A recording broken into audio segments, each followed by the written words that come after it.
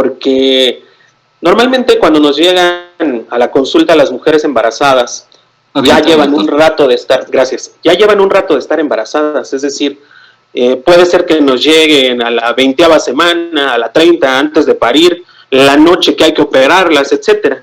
Entonces no tenemos oportunidad a veces de dar una consulta preconcepcional, que sería genial, para platicar con la paciente y recomendarle la nutrición adecuada en la etapa preconcepcional y en el embarazo, la lactancia y posterior a ello también. El tema de hoy se llama pues nutrición en el embarazo e infecciones vaginales. Cuando me plantearon el tema me pareció sumamente interesante y al final de la charla vamos a poder platicar más extensamente del porqué. Vamos a empezar. Los objetivos a cumplir será hablar de nutrición en el embarazo, vamos a charlar de epigenómica, el concepto de reprogramación fetal, cómo los micronutrientes son importantes en la nutrición adecuada en el embarazo, vamos a hablar de neuroprotección y su impacto en el feto y también en la madre, y posterior al nacimiento en la lactancia, cómo los folatos y los omegas generan esta neuroprotección. Vamos a hablar de la nutrición en la lactancia, cómo impacta la fertilidad y después su impacto, que es muy importante en las infecciones en general, pero en las infecciones vaginales también.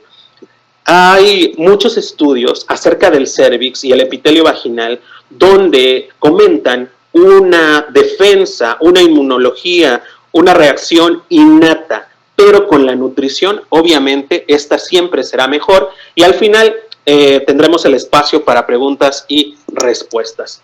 Vamos a definir el concepto de epigenómica. Esta palabra lleva en boga unos 15, 20 años, primero siendo terreno de los pediatras, después de la población médica en general y ahora se atañe al uso en ginecología.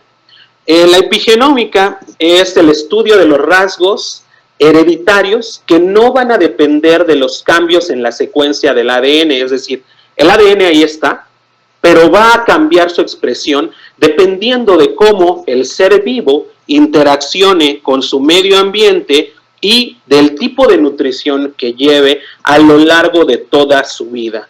Estos son cambios bioquímicos que van a expresar la regulación genética o que regulan más bien la expresión genética y para ello vamos a recordar dos palabras, genotipo y epigenoma, o en algún momento seguramente escuchamos esta otra palabra que se llama fenotipo.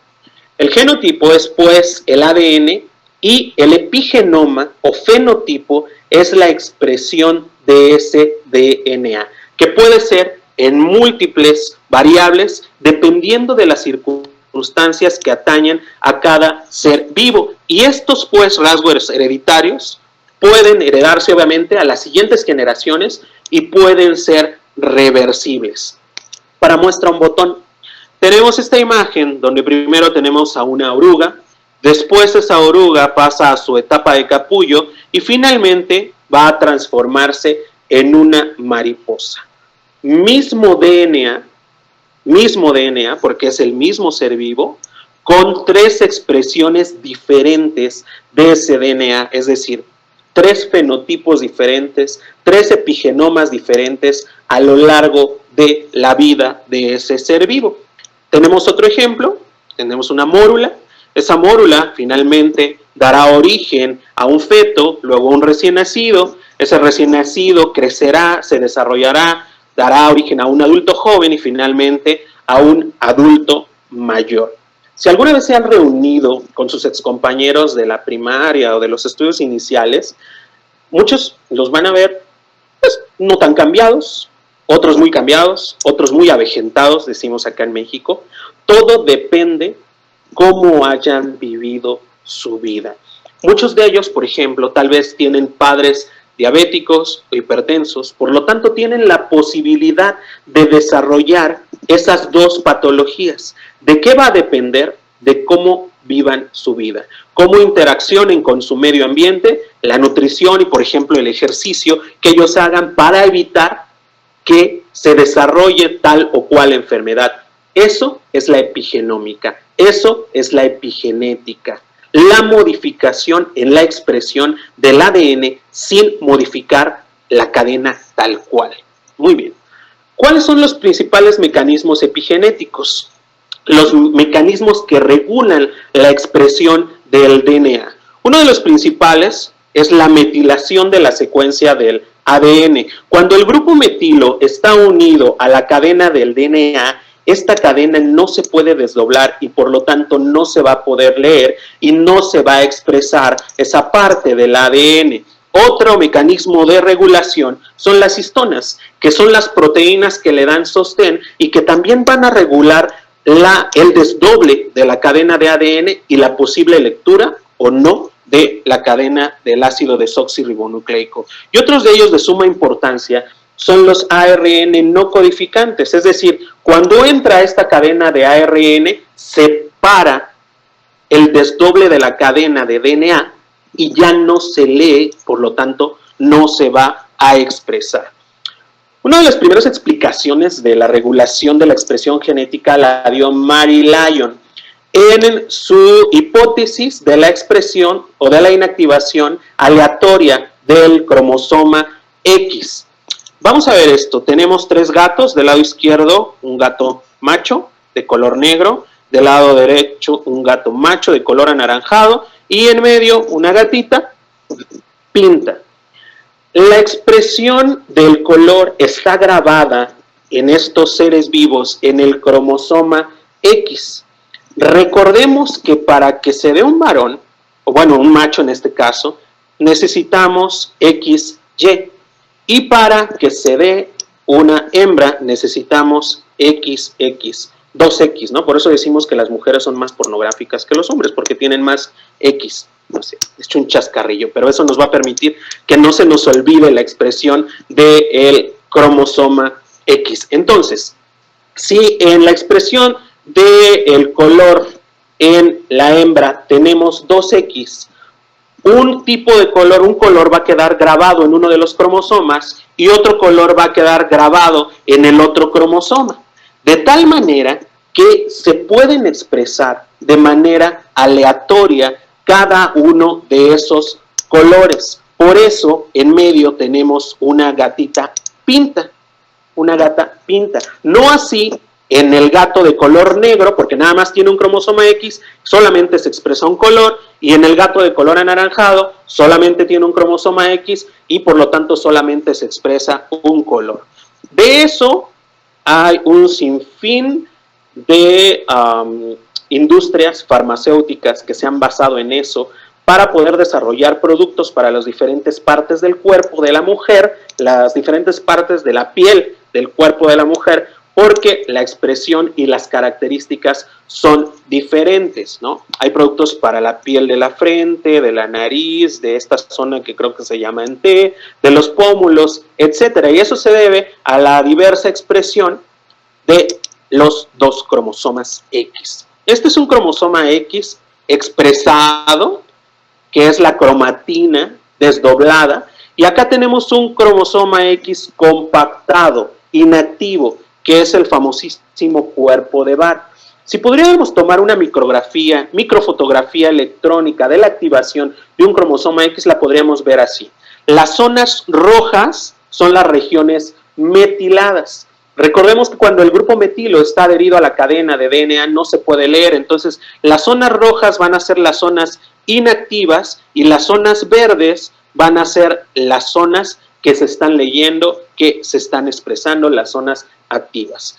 El concepto de reprogramación fetal está basado en esto, en cómo se va a expresar el DNA dependiendo de la interacción del ser vivo con su ambiente, con la nutrición y con otros tantos factores, pero estos son los de suma importancia. En un embarazo se van a programar 3 generaciones. La primera, que sería la madre, la segunda, que sería el feto, y la tercera generación, que son los gametos del feto, las células germinales. Si la mamá tuvo una nutrición adecuada antes de embarazarse, va a dar un ambiente propicio para que se dé un correcto desarrollo fetal, y esto va a funcionar como un factor protector para el recién nacido y ya en su vida en la etapa adulta, evitando el desarrollo de enfermedades crónico-degenerativas. neurodegenerativas. Entonces, si en el embarazo, por ejemplo, la mujer fuma o tiene alguna adicción, eso va a desarrollar un ambiente fetal adverso que va a generar cambios epigenéticos, los cuales van a reprogramar al feto para salvaguardar dos sistemas en especial: el sistema nervioso y el sistema cardiovascular. Entonces, importante es pues el ambiente materno para el desarrollo fetal y el ambiente fetal para el desarrollo de las células germinales, de los gametos. Podemos tener factores ambientales que modifiquen esto, como los medicamentos, infecciones, drogas, que pueden inclusive producir malformaciones fetales, pero la nutrición es un factor fundamental previo al embarazo, en el embarazo y posterior al embarazo, en la lactancia. ¿Por qué? Porque es lo único que no podemos dejar de hacer.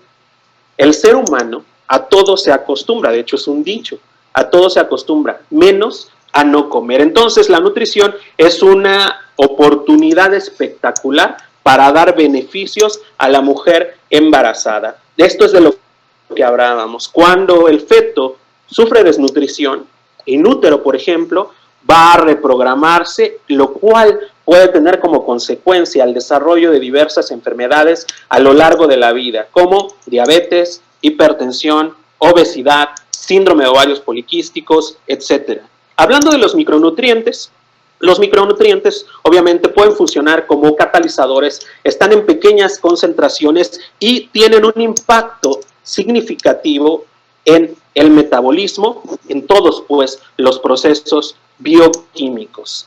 La obtención de los micronutrientes se da pues preferentemente en la dieta, sin embargo algunos no tienen la concentración suficiente como para tener la ruta metabólica adecuada en el ser vivo. Por eso las cantidades a veces en la dieta son más bajas que las requeridas. Por ejemplo, uno de los micronutrientes de suma importancia, el ácido fólico, se puede obtener de las hojas y de los cereales. Y los omegas, que son otro micronutriente espectacularmente importante en el desarrollo fetal, sobre todo en el desarrollo y la protección cerebral, la plasticidad cerebral, la interconexión y la mielinización del sistema nervioso central, los podemos obtener de las dietas ricas en pescado. El organismo humano puede metabolizar el ácido alfa-linoleico en DHA y EPA, pero su conversión es pues escasa, es pequeña. Vean ustedes, en el caso de los varones, la conversión es de 8 de DHA y 1% de EPA. Y en las mujeres es más alta, 21 de DHA y 9% de EPA. Por eso se dice que las mujeres son más inteligentes que los hombres, por esta reacción bioquímicamente explicada el día de hoy. También es una broma, pero la realidad es que puede ser cierto en muchas circunstancias. Bueno, ya no quiero hablar más de eso, se lo dejo a cada quien. ¿Cuál puede ser la acción de los micronutrientes? Pueden funcionar como cofactor, como antioxidantes, regulan la expresión génica, pueden ser estabilizadores de membrana, activadores de receptores, desactivadores de receptores, permiten la movilidad de la membrana, etc. Uno de ellos, de suma importancia, es el ácido fólico. Su consumo va a prevenir el desarrollo de la espina bífida, labio paladar hendido, cardiopatías, etc. Es decir, de defectos del cierre del tubo neural. Aquí vamos a detenernos un poco porque es muy importante mencionar lo siguiente. El tubo neural se encuentra totalmente cerrado a la 4ª semana de embarazo. Hay mamás que ni siquiera están enteradas de que están embarazadas. Entonces, muchas no han consumido una cantidad suficiente de ácido fólico ni en la dieta ni con un suplemento. Las dosis de ácido fólico son bajas y son de suma importancia tener una concentración adecuada de ácido fólico antes del cierre del tubo neural. Si esta no se da, hay muchas posibilidades de que el tubo quede abierto y desencadene el desarrollo de todas estas patologías a la 4ª semana. Es decir, la paciente debería de estar consumiendo un buen multivitamínico que tenga ácido fólico, DHA y EPA desde antes del embarazo, idealmente 90 días antes del embarazo, es decir, 3 meses. Y vean ustedes, de este lado tenemos el ciclo de activación del ácido fólico. El ácido fólico inactivo pasa a través de la escisión de la tetrahidrometilfolato reductasa para convertirse en 5-metil-tetrahidrofolato, que es el ácido fólico activo. En Latinoamérica tenemos un problema, que hay mujeres que tienen una deficiencia en el funcionamiento de la enzima o de plano no la tienen, es decir, no todas las personas pueden metabolizar la forma inactiva del ácido fólico a su forma activa. Y entonces esto no hará el conjunto del tetrahidrometilfolato con la vitamina B12 para disminuir los niveles de homocisteína, ya que en conjunto la interacción del tetrahidrometilfolato con la vitamina B12 y la homocisteína va a metabolizar la homocisteína en metionina, con lo cual disminuirán los niveles de homocisteína, y eso es un factor cardio-cerebro protector. Ya lo vamos a mencionar más adelante. Los omegas, de los que hemos estado hablando también, son unos micronutrientes muy importantes porque contribuyen al crecimiento, desarrollo, interconexión cerebral, así como su funcionamiento correcto y también su protección. Bien, la nutrigenómica como concepto finalmente es una nutrición enfocada a la expresión de los genes que van a funcionar como protectores para impedir el desarrollo de enfermedades crónico-degenerativas a lo largo de la vida de las personas. Es decir, una nutrición adecuada es una nutrición protectora y obviamente benéfica. La neuroprotección como concepto inicialmente fue aplicada a tratamientos y procesos para prevenir el daño del sistema nervioso, pero actualmente es promover el desarrollo, el neurodesarrollo adecuado y prevenir discapacidades. ¿Cómo podemos hacer neuroprotección en la etapa prenatal? Con la nutrición. Es decir, cuando la mamá se ha nutrido correctamente en el periodo preconcepcional, por eso comentamos que es importante ver a las futuras mamás antes de que empiecen a tratar de embarazarse para nutrirlas de manera adecuada. Entonces, en el periodo preconcepcional o prenatal, en el prenatal también, protegemos, damos neuroprotección con la nutrición.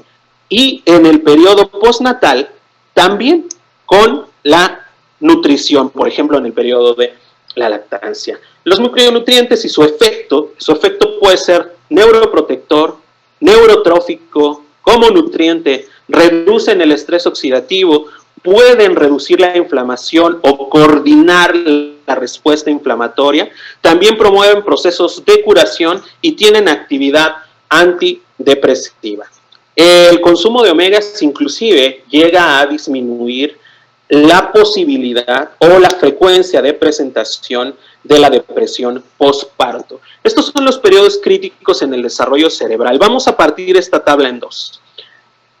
La primera parte del desarrollo cerebral fetal necesariamente debe de estar presente el ácido fólico. Dijimos que desde antes de la 4ª semana. Y una vez que ya se da la neurulación primaria, el desarrollo prosencefálico, la proliferación y la migración neuronal, es necesario que estén presentes los omegas de cadena larga, los omegas 3. Es decir, primera mitad ácido fólico, segunda mitad omegas.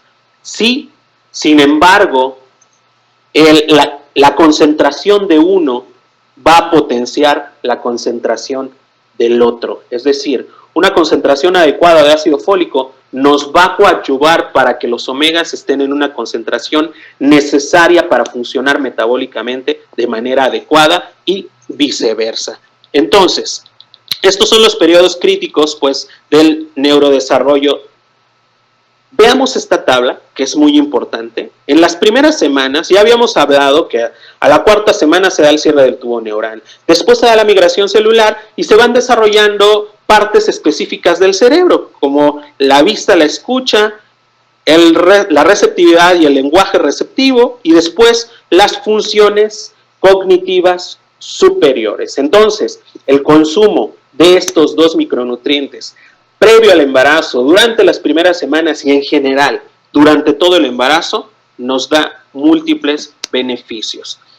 En los prematuros es un beneficio mayor, porque los prematuros nacen con un crecimiento y un desarrollo, una interconexión, una mielinización del sistema nervioso central incompleta.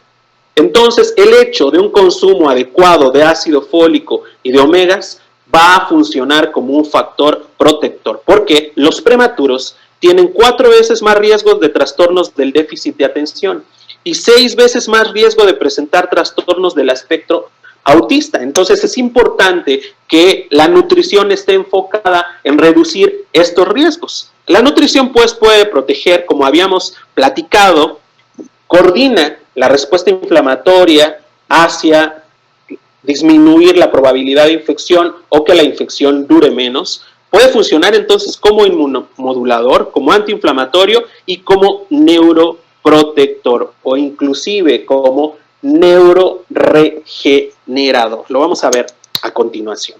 La nutrición es pues un factor que puede ser alterado deliberadamente, ya lo dijimos. El cuerpo humano a todo se acostumbra, menos a no comer. Entonces hay que hacerlo, pero de manera adecuada, porque esto constituye una oportunidad de oro para mejorar la salud materna y obviamente con ello el ambiente materno y entonces la salud fetal. Vamos a hablar específicamente de los folatos.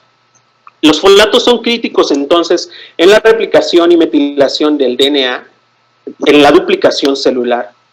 El ácido fólico más consumido es el ácido fólico en forma sintética. De ahí que hay personas que no tienen la posibilidad de transformarlo en 5-tetrahidrometilfolato, que es el ácido fólico activo. El consumo de ácido fólico va a disminuir la presentación de los defectos del cierre del tubo neural. Recordemos, cuarta semana, el tubo neural está totalmente cerrado. Si el consumo de ácido fólico no fue adecuado y la concentración no es la correcta, altas posibilidades de tener defectos del cierre del tubo neural. De hecho, en los últimos años ha habido un incremento hasta del 33% en Latinoamérica en la presentación de los defectos del cierre del tubo neural, teniendo una incidencia de 11.5 por 10,000 nacidos vivos. Se supone que estamos en la era, y digo se supone porque en realidad no ocurre como tal, que estamos en la era del ácido fólico. La situación aquí es, 1, la paciente no sabe que lo debe de consumir porque no tiene consultas frecuentes, no tiene seguridad social y no hay quien le esté recordando, o porque no se lo toma porque la tía, la mamá, la prima, la amiga, la vecina le dijeron que no se tome eso porque su bebé va a salir chueco o algo por el estilo, ¿no? Entonces, si no hay este consumo, no va a haber las concentraciones protectoras contra esto. Y la otra cuestión es que tenga un defecto en el funcionamiento de la tetrahidrometilfolato reductasa o que no la tenga. Finalmente nos van a dar un resultado similar. El 95% de los casos de los defectos del cierre del tubo neural no hay antecedentes familiares, es decir, son de novo. ¿Y por qué son de novo? Pues porque dependen de las concentraciones del ácido fólico. El consumo de folatos va a reducir hasta el 70% la aparición de defectos del cierre del tubo neural. Y las dosis recomendadas en las parejas que son su primer embarazo o en aquellas parejas que no han tenido un hijo con un defecto del cierre del tubo neural son 0.4 miligramos día. Pero en las parejas que ya tuvieron un defecto del cierre del tubo neural, hay que darles 10 veces más ácido fólico, es decir, 4 miligramos cada 24 horas. Muy bien, esto es una tabla muy interesante, vean ustedes. Este es el ácido fólico inactivo, pasa a través de la escisión de la tetrahidrometilfolato reductasa para convertirse en metilfolato, que en conjunto con la vitamina B12 van a hacer que la homocisteína se metabolice en metionina y en su metabolito activo. Ahora, ¿qué pasa si la tetrahidrometilfolato está deficiente, está defectuosa o no está? Hasta en un 40 o 70% de la población en general va a ocurrir eso y por lo tanto esto se va a bloquear, no vamos a tener la conversión a tetrahidrometilfolato y no se va a asociar entonces con la vitamina B, no va a bajar la homocisteína, al contrario, va a subir y eso va a ser un factor cardioagresivo, teniendo la posibilidad con una homocisteína elevada de infarto agudo al miocardio, de accidente vascular cerebral y de agresión fetal, teniendo un ambiente materno inadecuado. Entonces, lo mencionamos nuevamente. Primera mitad del embarazo tendría que estar presente el tetrahidrometilfolato y la segunda mitad del embarazo el DHA y también desde luego más EPA, ¿correcto? Porque el DHA permite el desarrollo neuronal, ya que está la diferenciación celular neuronal. Pero el EPA permite la replicación de las células madres neuronales y funciona muchas veces permitiendo la reparación de daños a nivel neuronal. Hablando de los omegas, tiene una historia espectacular.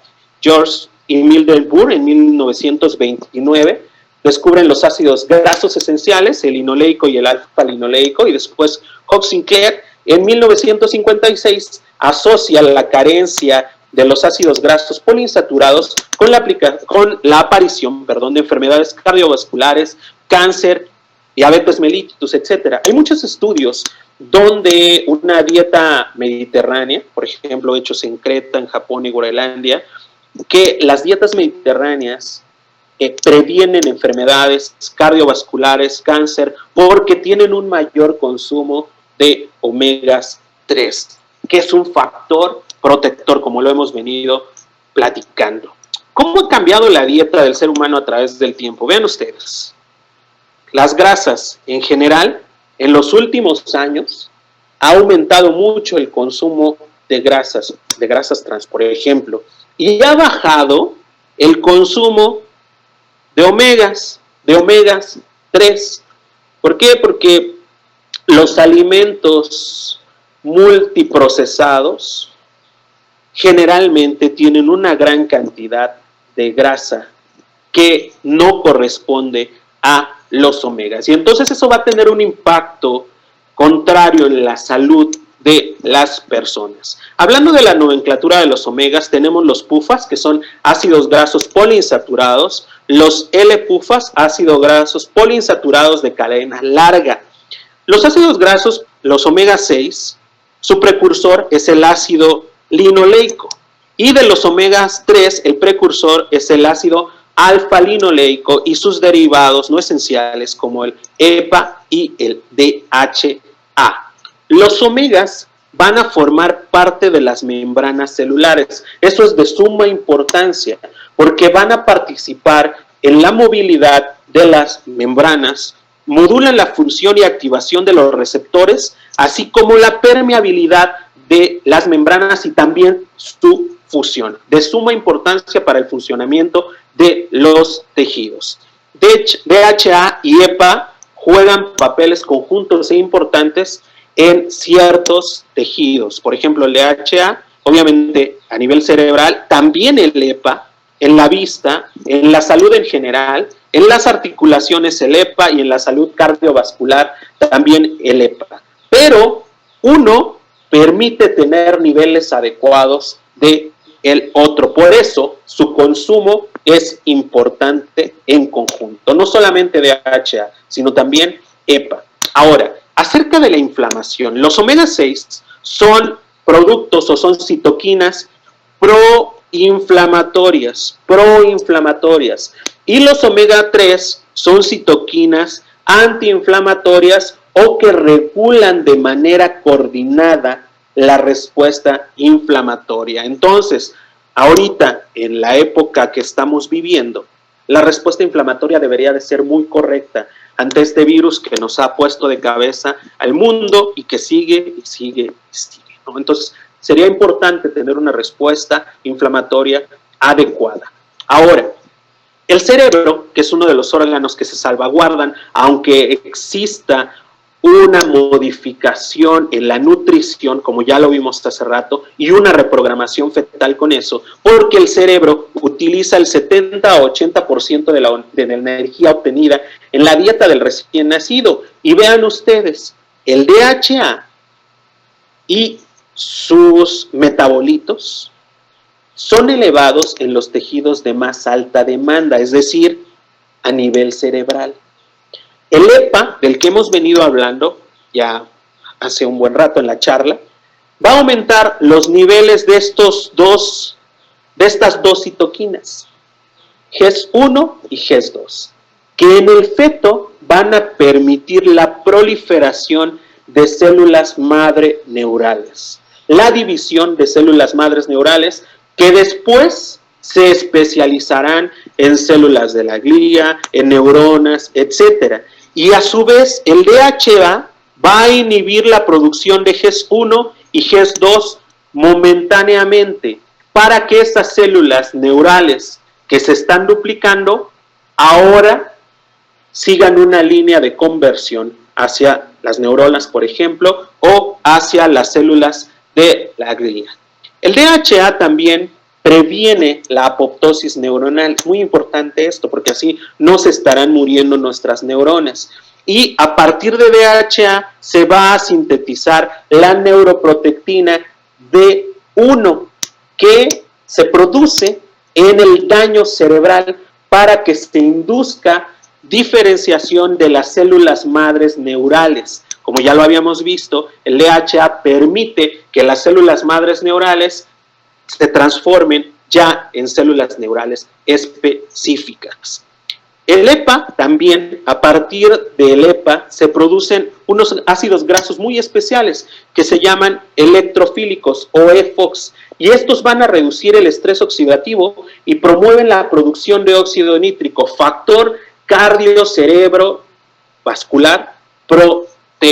Entonces, es importante por ello el consumo tanto de DHA como de EPA. Aquí lo vemos. El EPA, con la producción de GES1 o GES2, va a permitir la proliferación de los precursores neurales, de las células madres neurales. Y el DHA después va a permitir la diferenciación de estas células madres neurales en neuronas o bien en células de la glía. Entonces, es importante tanto uno como en el otro. Y además, el consumo de omegas nos va a permitir tener una duración mayor de la gestación y un peso mayor al nacimiento. Entonces, hay estudios que publican que el consumo de omegas permite una gestación mayor y también un peso mayor al nacer. Vamos a verlo aquí.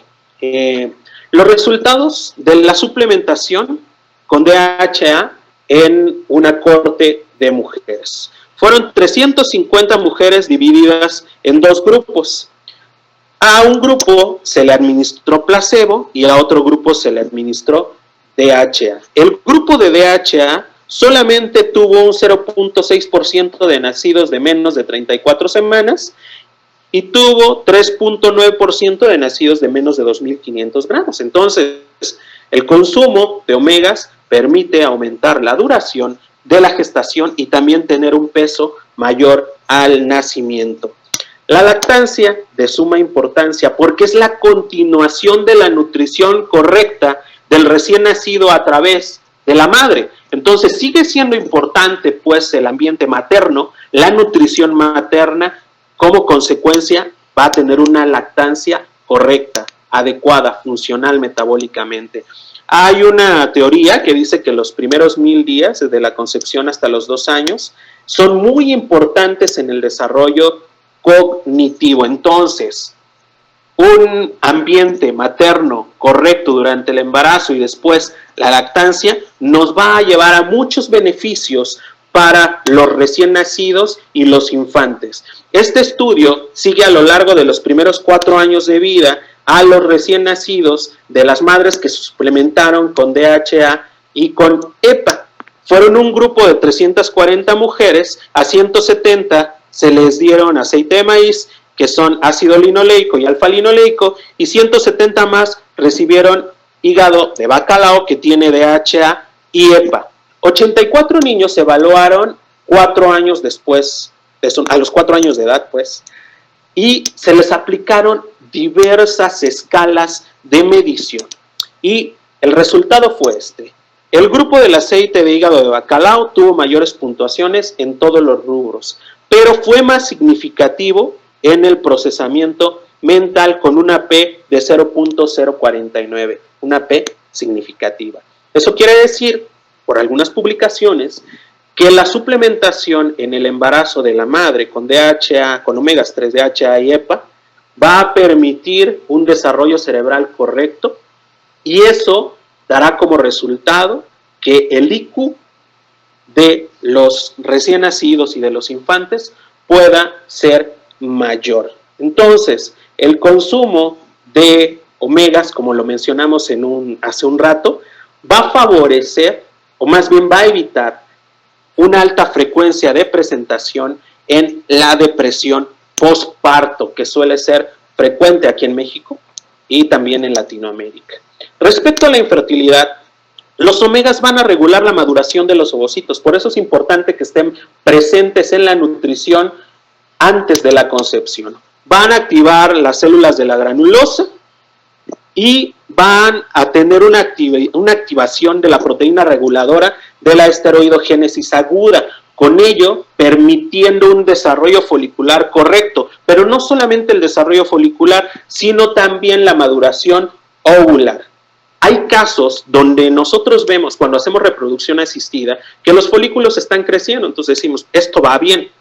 Pero aparte de eso hay que medir la esteroidogénesis, es decir, hay que checar el estradiol, porque puede ser que los folículos estén obviamente vacíos y entonces no vamos a obtener nada. También los omegas mejoran la resistencia a la insulina y regulan la expresión de las prostaglandinas en el folículo, efecto importante para el crecimiento folicular adecuado. Por ello, van a permitir el desarrollo, el crecimiento folicular correcto y la maduración ovular, con lo cual vamos a tener una calidad ovular mayor y mayor posibilidades de fecundación y también mayor posibilidades de implantación.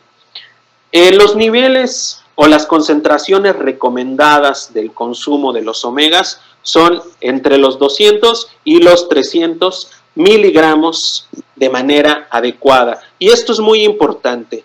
La disminución de las concentraciones de la homocisteína logradas con la suplementación del ácido fólico en la madre van a mejorar los niveles de DHA y también de EPA en el feto. Y eso nos va a ayudar a que se prevengan trastornos neuropsiquiátricos a lo largo de la vida de esos niños y también en la etapa adulta. Bien. Perdón, tengo aquí unos problemas técnicos con el iPad. Recordemos esta tabla, los periodos críticos del neurodesarrollo, y a partir de la segunda mitad, donde cobra importancia el DHA y también el EPA por todo lo que hemos platicado ya, y en su conjunto con el ácido fólico. Es decir, hay que partir el embarazo y la mitad dar solamente ácido fólico y la otra mitad dar omegas. No, ya quedamos que uno potencia al otro. Por eso, desde la etapa preconcepcional, la futura mamá debería de estar consumiendo omegas. ¿Cuánto? Al menos 200 miligramos cada 24 horas son las recomendaciones internacionales. Y para ello tenemos un espectacular producto del Natal que tiene ambos, DHA y EPA. Las conclusiones de la primera parte de la charla serían que la nutrición con los micronutrientes, folatos, omegas, etcétera, permite el desarrollo correcto del cerebro, su comunicación de los diferentes segmentos, así como la protección neuronal. Y la programación fetal pues está ligada directamente a la nutrición, actividad que podemos, como dijimos en la plática, modificar a voluntad. Es una oportunidad de oro. Y el consumo de folatos potencia la acción de los omegas y a su vez los omegas van a potenciar la acción de los folatos. Por ello es importante que la mujer desde la etapa preconcepcional se nutra correctamente con un suplemento alimenticio adecuado. Y ahora vamos a hablar de las infecciones vaginales. En una primera instancia diríamos que no está ligado el tema. La realidad es que sí, y mucho. Vean ustedes. Los cambios fisiológicos del embarazo, que los hemos escuchado desde que tomábamos clases en la universidad, ¿qué es lo que produce estas modificaciones? Bueno, estas modificaciones se van a producir por los niveles elevados de gonadotrofina coriónica, estrógenos, progesterona, lactógeno placentario, etcétera, por la mayor demanda metabólica propia de la mamá y también obviamente la mayor demanda metabólica fetal y la adaptación materna a los requerimientos fetales, el crecimiento uterino, el reacomodo de los órganos adyacentes, etcétera. ¿Cuáles son los cambios que tiene el sistema inmunológico en el embarazo? Y aquí es donde entra la nutrición adecuada. El aumento de las hormonas sexuales va a producir cambios en las líneas celulares, tanto de los linfocitos T como de los B. Es una pregunta espectacular. ¿Cómo es que el cuerpo de la mujer no rechaza el feto? Porque es medianamente extraño. Es decir, la mitad del material genético del nuevo ser no es de la madre, es del padre. Y entonces la explicación es la siguiente. Los niveles elevados de estrógenos y también del resto de las hormonas van a producir una transformación linfocitaria hacia la serie TH2, que va a aumentar la tolerancia inmunológica, evitando así el rechazo del feto, pero poniendo en riesgo al cuerpo de la mujer contra algunas infecciones que suelen ser frecuentes en el embarazo. Hablando específicamente de las infecciones de vías urinarias y las infecciones cérvico-vaginales. La elevación de los estrógenos y los progestágenos también activan los linfocitos B y permiten la proliferación de linfocitos TREG, que también dan mayor tolerancia inmunológica. Eso se traduce con que hay ciertas colonias bacterianas que en un principio, o más bien antes del embarazo, cuando la mujer no está embarazada, pueden ser reconocidas por el sistema inmunológico y contrariadas fácilmente. No así en el embarazo por estos cambios que acabamos de mencionar. La flora vaginal puede ser diferente entre las razas, definitivamente lo es, pero también entre mujeres de la misma raza. Y los cultivos en todos los momentos que se hacen en poblaciones que están sanas, van a dar diferentes tipos de microorganismos, pero los más frecuentes van a ser los lactobacilos. Ahora, hoy sabemos que los cultivos no nos van a permitir el desarrollo de todas las bacterias, así sean altamente específicos. Entonces, la manera actual en cómo podemos detectarlos es PCR. No es tan sencillo mandar a hacer un estudio y económicamente es mayor el costo, pero el beneficio para la paciente puede ser espectacularmente bueno. Hablando ya específicamente de los lactobacilos, fueron descritos por mi tocayo, Gustave Dorlin, en 1982. Son habitantes dominantes de las comunidades bacterianas vaginales y son la piedra angular de la salud vaginal. ¿Por qué? Porque estos se encargan de evitar la proliferación de las demás colonias bacterianas, de las colonias fúngicas, etc. ¿Cómo lo hacen? A partir del glucógeno producen ácido láctico, conservando un pH ácido vaginal. También van a ocupar sitios de adherencia en el epitelio vaginal y con ello no van a permitir la adhesión de las bacterias y su supervivencia. Y también se adhieren a los patógenos para evitar que asimismo se adhieran a la pared vaginal y con ello no produzcan infecciones. Y también van a competir por los nutrientes, obviamente, con otras colonias bacterianas. Muchos estudios han publicado que también producen citoquinas y diferentes tipos de citoquinas las diferentes colonias de lactobacilos. Entonces, ¿por qué se da la enfermedad vaginal? ¿Por qué se da la infección vaginal?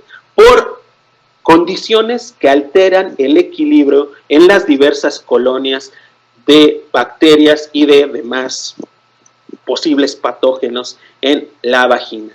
Y hablamos que en el embarazo hay mayor tolerancia del sistema inmune, punto importante que comentamos hace rato. Las prácticas sexuales pueden romper el equilibrio con las infecciones de transmisión sexual.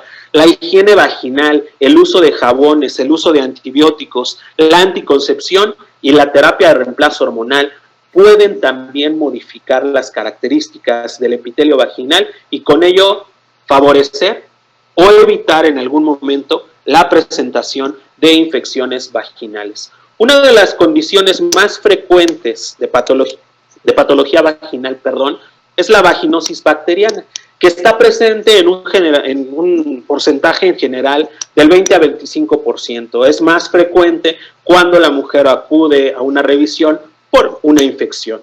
Y es caracterizada por la presencia de Gardnerella vaginalis y se asocia, entre otras cosas, a la posibilidad de parto, dice preterido, no es preterido, es pretérmino, a la posibilidad de parto pretérmino. Otras infecciones que se pueden dar en el embarazo, la candidiasis, la tricomoniasis y también las infecciones de transmisión sexual, y que van a ser, o más bien van a producir un desequilibrio de la flora vaginal. ¿Cómo tratamos a las infecciones vaginales? Idealmente un tratamiento enfocado al tipo de infección específico, pues. Pero como puede haber varios patógenos, el tratamiento deberá de cubrir la gran mayoría de los patógenos que pueden estar asociados, dándonos la infección vaginal. Y un punto importante es que una vez que terminamos de dar tratamiento para una infección vaginal, hay que recolonizar la vagina con lactobacilos, porque ya platicamos que son la piedra angular de la salud vaginal. Una opción espectacular para esto es el Ginotran, que tiene una combinación de metronidazol y miconazol, que como decimos acá en México, prácticamente le pega a todo, pero también a los lactobacilos. Entonces hay que recolonizar la vagina con lactobacilos. ¿Cuáles serán las conclusiones de la segunda parte? El embarazo pues produce adaptaciones del sistema inmunológico, como lo comentamos, eso inactiva el rechazo hacia el feto, pero permite el aflore de ciertas infecciones por la tolerancia inmunológica. Entonces hay que mantener siempre el equilibrio vaginal. Cuando este equilibrio se pierde, la flora normal se altera y entonces pueden surgir las infecciones vaginales. El tratamiento idealmente debe cubrir toda la flora patógena posible y posterior al tratamiento siempre recolonizar la vagina con lactobacilos. Doctores, les agradezco mucho, bueno, primero a Exceltis Ecuador le agradezco mucho que me haya invitado a este webinar y les agradezco a ustedes que estén aquí el día de hoy. El conocimiento es importante, muy importante, pero cuando no se comparte es nada. Muchas gracias, espero que ustedes estén bien, que sus familias y todos estén bien. Bendiciones. Muchas gracias. Muchas gracias, doctor Cadena. Una brillante ponencia. Muchas gracias a usted por habernos acompañado y apoyado. Ahora vamos a dar paso a dar lectura a las preguntas que hacen sus colegas.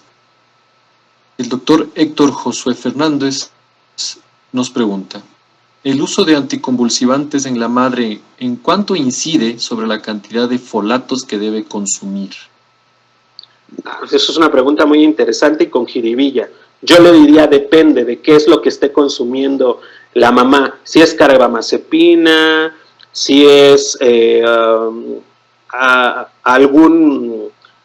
hay Algunos de los de la serie nueva, por ejemplo, hay algunas que consumen otras cosas como propanolol para inhibir la descarga, etcétera. Depende de cuál consuma y con qué frecuencia lo consuma para disminuir las concentraciones de ácido fólico. Ahora, yo le comentaría al doctor, si lo que le estamos dando a la paciente es la décima de la dosis normal, no va a tener ningún problema.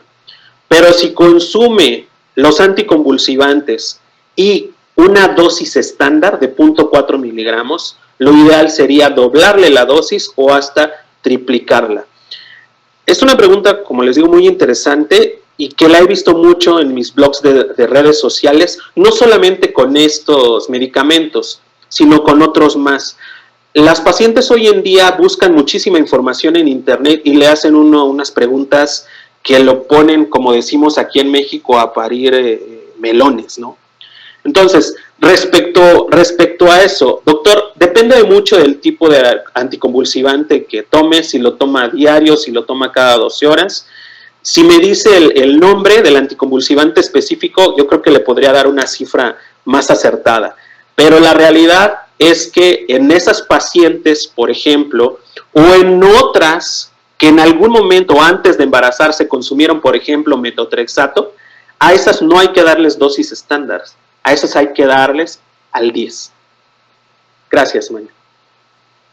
Perfecto, doctor. Su colega Carmen Alonso nos pregunta, buenas noches, ¿cuántos días de tratamiento con lactobacillus se debería dar en la embarazada? Ok.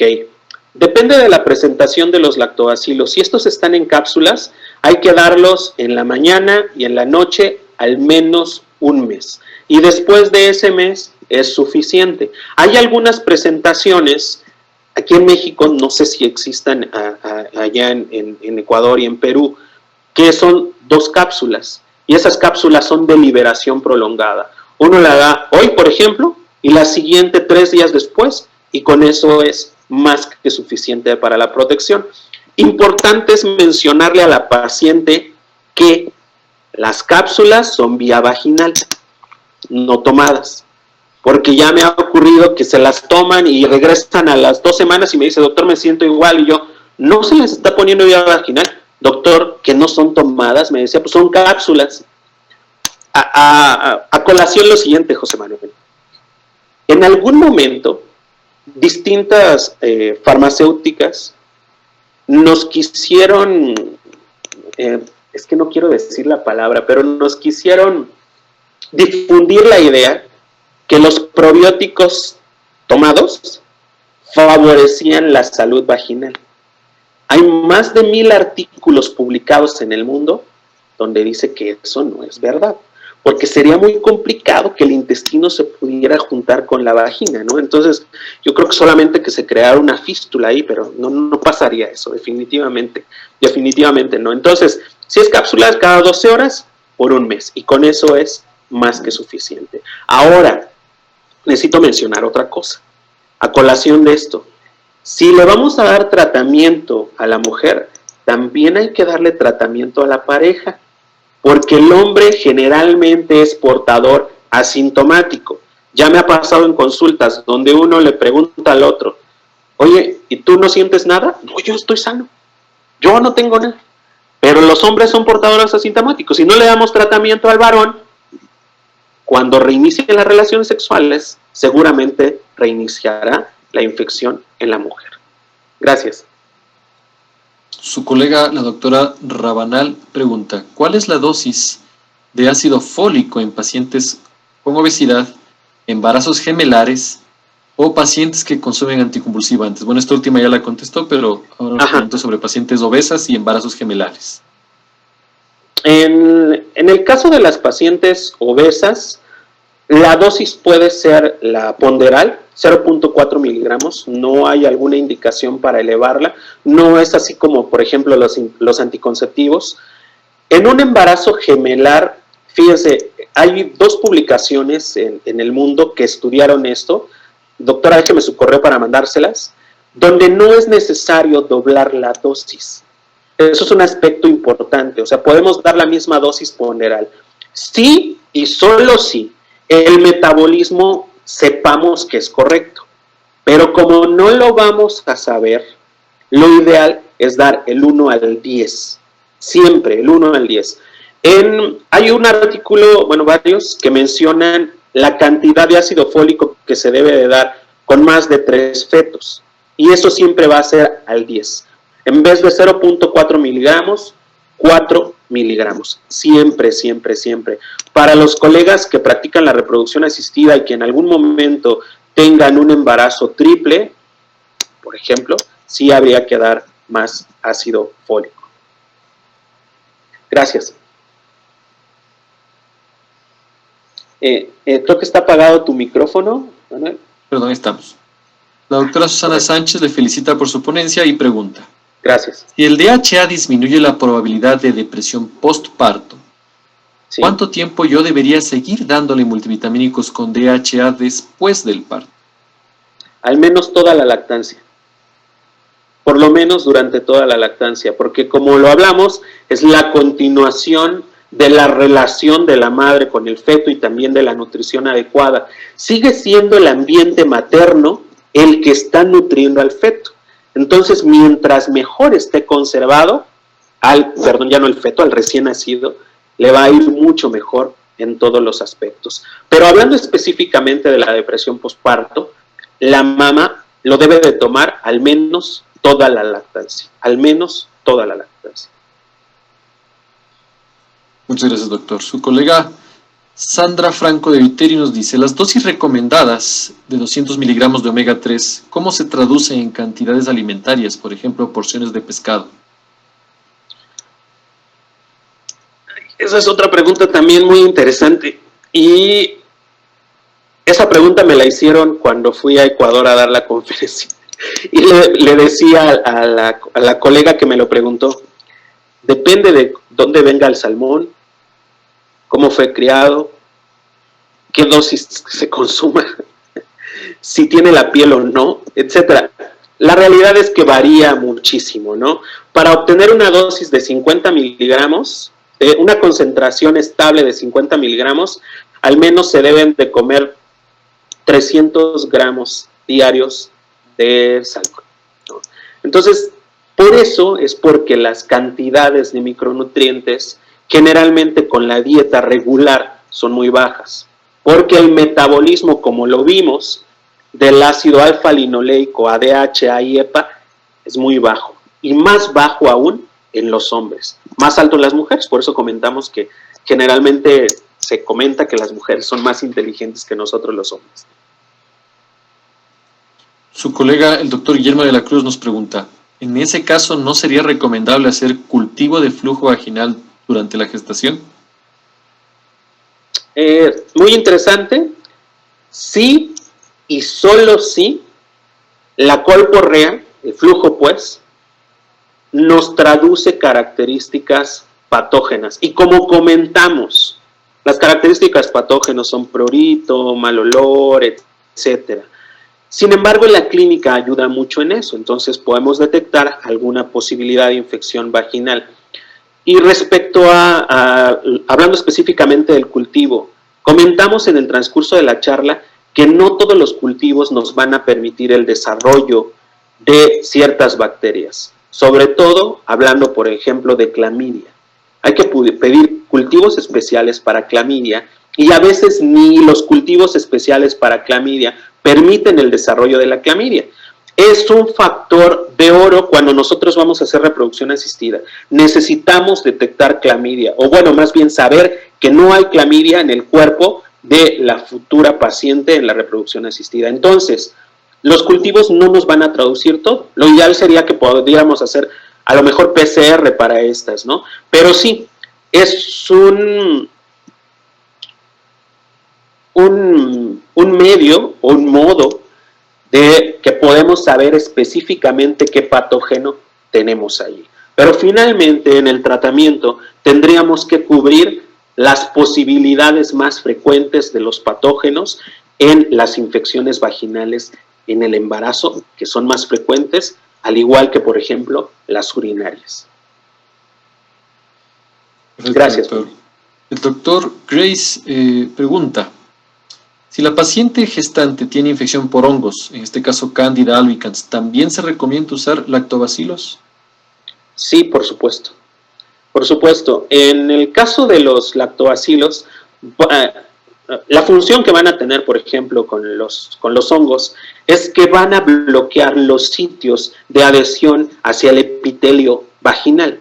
Y también van a funcionar adheriéndose no solamente a estos patógenos, sino a todos, para evitar que a su vez estos se fijen en el epitelio vaginal y proliferen. Finalmente, doctor, la doctora Susana Sánchez nos pregunta, por cuestiones administrativas de seguros, yo les indico a mis pacientes ácido fólico hasta las 13 semanas. Y después de esa edad ya les sugiero dar un multivitamínico con DHA. ¿Hacemos daño al paciente a no darle DHA desde el prenatal? Gracias. No, no hacemos daño, pero perdemos la oportunidad de crear un ambiente materno adecuado para el desarrollo fetal y sobre todo para el desarrollo del sistema nervioso central y la protección cardiovascular y también neuroprotección en el feto. La palabra daño es un tanto complicada, en realidad no. Es más, usted está dándole un beneficio por el hecho de recomendarle el consumo de ácido fólico, porque como lo hablamos, muchas pacientes no lo consumen. Pero si pudiéramos recomendar a la paciente que consumiera el multivitamínico adecuado desde antes de que se embarace y durante todo el embarazo, sería extraordinariamente bueno para la salud materno-fetal. Perfecto, doctor. Muchísimas gracias. Esas han sido todas las preguntas de sus colegas. A nombre de Exceltis queremos agradecerle por apoyarnos una vez más. Una excelente potencia, muy buenos comentarios de sus colegas. Muy buenas preguntas, también quedan algunas cosas ahí en el tintero. Esperamos haber satisfecho todas sus dudas. Recuerden que el webinar lo pueden revisitar en nuestro canal de YouTube. No sé, doctor Cadena, si quisiera aportarnos algo más, y antes de hacer el cierre también le cederíamos la palabra a Pablo Torres, nuestro gerente comercial. Pues el comentario es que me ha funcionado a lo largo de toda la vida considerar a mis pacientes como si fueran mi familia. De esa manera vamos a contemplar todo lo adecuado que tenemos que hacer con cada uno de nuestros pacientes y así crear entre toda la población un sentido de autocuidado, específicamente en las mujeres que van a querer embarazarse pronto para que tengan una nutrición adecuada y una suplementación correcta. Y bueno, desde aquí les envío saludos, abrazos, bendiciones y deseo de todo corazón que todos estén bien y que sus familias estén bien y que se sigan cuidando. Y bueno, pues agradecerles a ustedes que me invitan a este tipo de eventos espectaculares. Muchas, muchas gracias y siempre voy a estar a sus órdenes.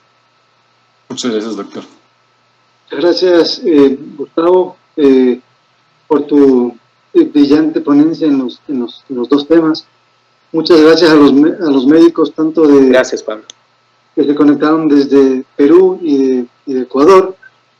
Nada más recordarles nuevamente que en Perú el nombre del producto que tenemos como para suplementación inteligente es Regénesis en Perú y acá en Ecuador es Perinatal. Muchísimas gracias a los casi 500 médicos, unos 496 exactamente conectados al mismo momento. Como siempre, Exceltis, gracias a ustedes liderando la educación médica continua. Así que quiero agradecerles nuevamente por su tiempo. Brillante ponencia, un buen número de asistentes, de buena calidad de médicos asistentes. También gracias a los médicos de Beris y a la parte organizativa de esta compañía que nos permitió esta noche estar junto a ustedes. Una buena noche, un buen fin de semana. José, para que cierres el evento, por favor, y gracias nuevamente a todos. Perfecto, Pablo. Muchas gracias, Pablo. Muchas gracias, doctor Cadena, a todos los asistentes por su tiempo esta noche. Que tengan una muy buena noche y esperamos verles pronto en otro webinar de Exceltis. bioequivalencia in vivo, líderes en Europa y también ahora en Ecuador. Muy buenas noches a todos.